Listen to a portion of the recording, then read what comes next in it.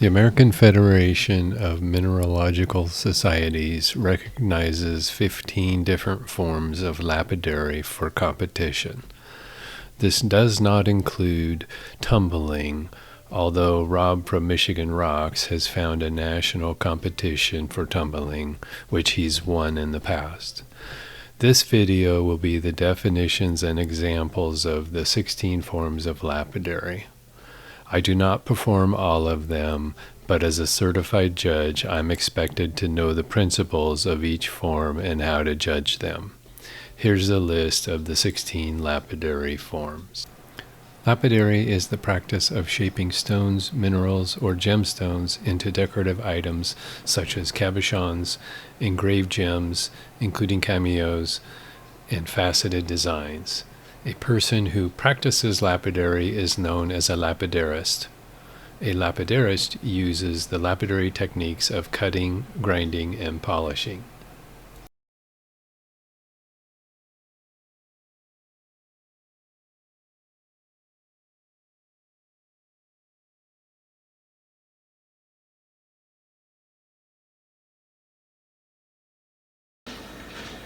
One of the categories of lapidary is called bookends, and they have to have at least two edges cut. So here's the face and here's the bottom to be considered a bookend.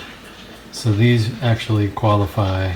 Oh, and they also must match. So in this case, it's the same stone cut in half.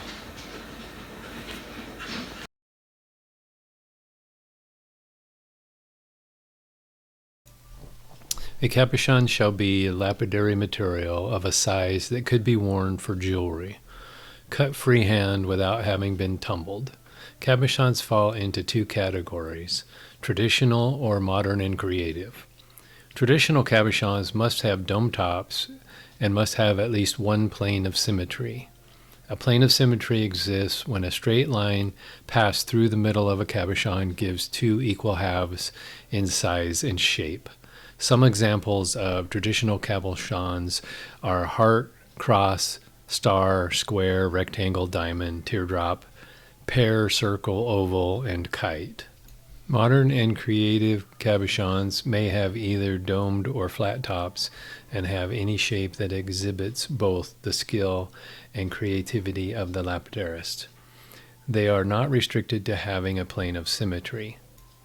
The reverse side of any cabochon, either modern, traditional, or creative, may have a bevel or chamfer.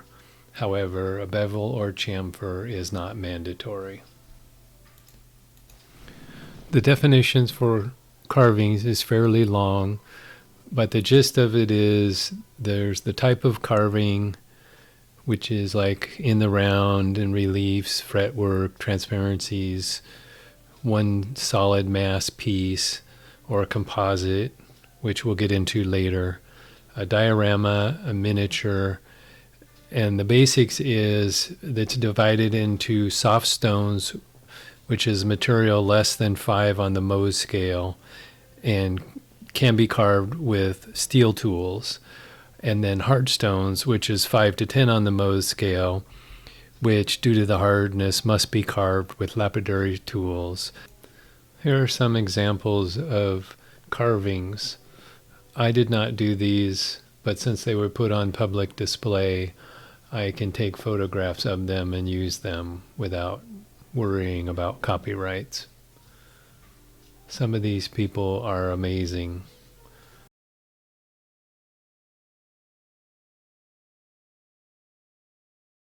Next is composite.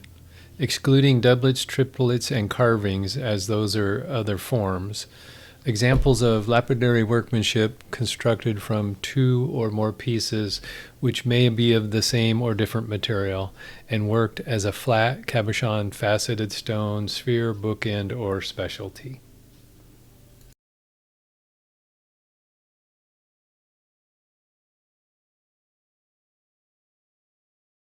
Here's an example of a composite that is also considered a transparency. As you can see from the wings, these stones are fairly see-through. These were part of another video that was done for Obsidian Week. Contour polished specimens. A lapidary specimen, all or portions of which has been shaped and polished following the natural contours of the material. Here are a few examples, some carnelian and a Montana agate.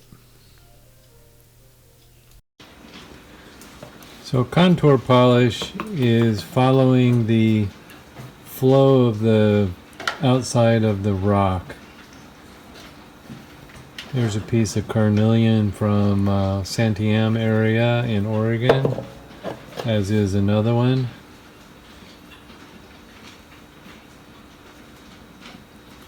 And here's a lighter piece of carnelian that was dug at Clear Creek, Oregon, which is up in the Vernonia area.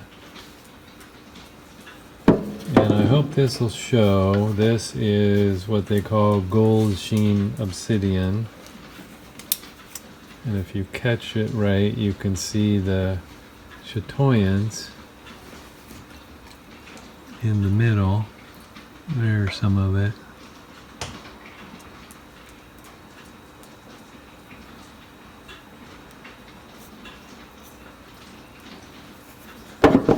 Those would be called contour polished.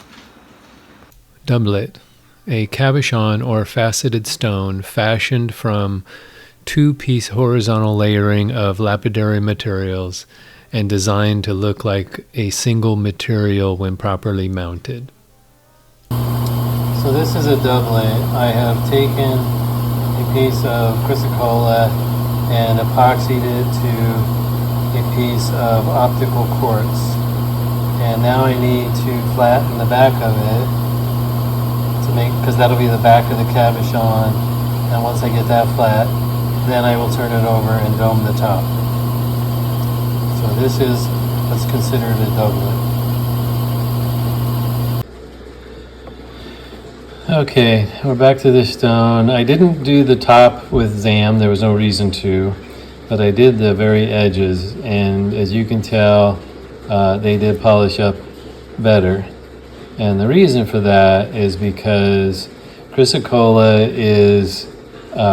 gets its color from copper, which is a metal, and ZAM is a metal polish. So it makes sense that it polished up better than the optical cerium oxide on the actual stone itself. So there you go. This is a doublet, and to be honest, this is my very first one. Even though I knew the process, I'd never actually tried it. So I think I did a pretty good job considering.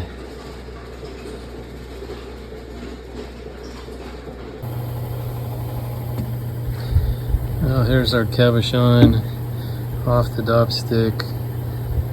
I polished the back slightly with 280. Faceted stones. Stones cut to a select geometric pattern by the placement of flat surfaces called facets. Facets need not cover the entire stone.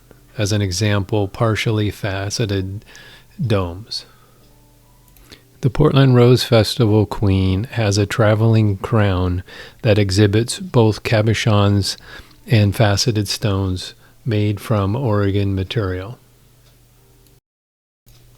Intarsia, pictures or designs made by precise fitting together of small pieces of lapidary material so that the color, natural pattern, and shape of each piece forms all or a substantial part of each item or figure within the intarsia.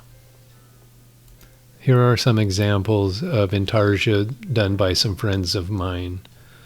This piece went to an auction to raise money. Knapping has been around for over 1 million years and is the oldest form of lapidary there is. Knives need to have handles. However, arrowheads and spear points do not need shafts. Here are some pictures of arrowheads and knife blades that I have done over the years. These are all done with obsidian.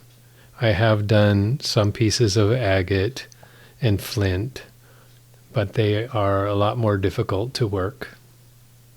Mosaic.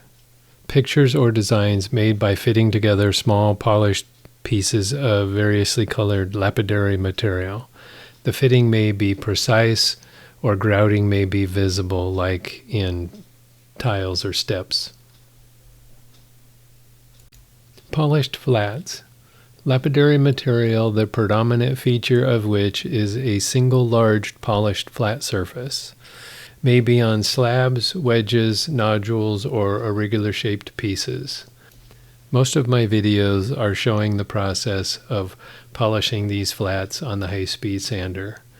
I've done more of these than anything else. There's another nice matching pair of Brazilian agates.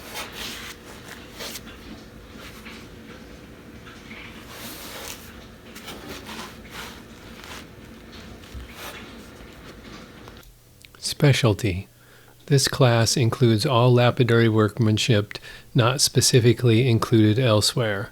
Examples would be ashtrays, cubes, lamps, clocks, etc. I cut the stones for these two trophies, and someone else made them into trophies to award to individuals. I ended up winning both of them. Spheres. Lapidary material fashioned by hand or by machine into the shape of a geometric sphere and polished. They may include crystals, vugs, and cavities if the quality of the material is appropriate. Spheres take a long time to cut. I've cut some of these, but not all of them, although I do own all of these that I'm showing in this video. Spheres are one of my favorite lapidary items to collect.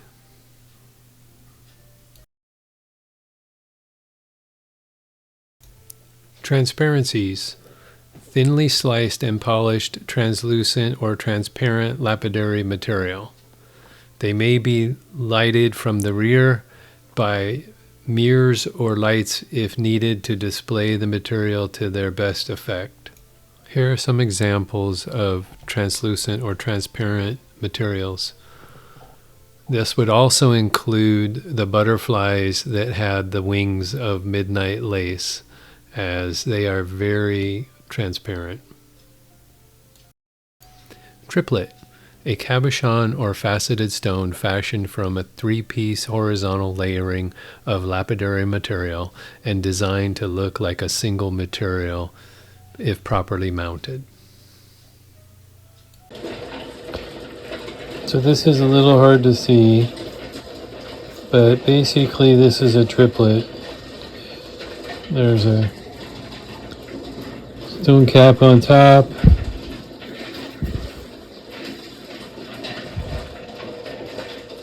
with a very thin layer of material in the center, and then a stone backing. And that's a triplet. I didn't do this, so I'm not sure what the stone backing is. But I think it's actually the centerpiece is a piece of silver, polished silver. This is something my mother did before she passed away. I suppose I should finish it someday. I'm not sure where the blue color is coming from though. It's very unusual. But this is what would be considered a triplet. And yes, somebody's waiting for me. Always.